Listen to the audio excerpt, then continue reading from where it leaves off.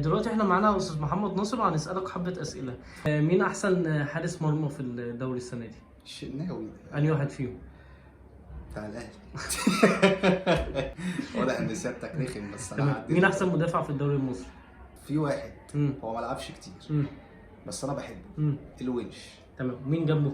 محمد عبد المنعم يعني. تمام. مين احسن باك شمال؟ انت بقى السؤال الاسئله اللي هي بسرعه بتاعت البرامج دي وبتاع صح؟ احسن باك شمال انجز.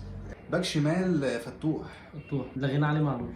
ماشي ما علينا. معلش احنا بنتكلم ايه يعني بالاصول مش عشان احنا في مملكه الاهلي يعني فلا احنا ناس احنا مش زي الزملكاويه بعد تمام. اذنك.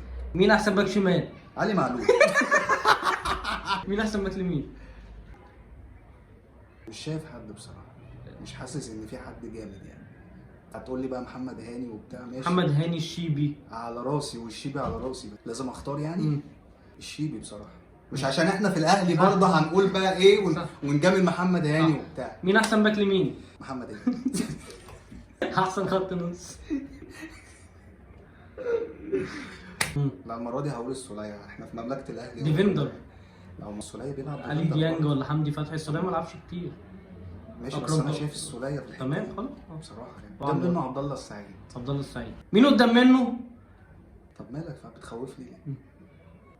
مش شايف حد بصراحه. مش شايف حد خالص. مين احسن مهاجم؟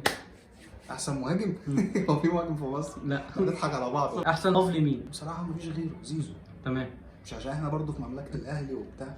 مين احسن هاف لمين؟ بنستا. احسن هاف شمال حسين الشحات. شكرا جدا للقاء مع حضرتك. سلام.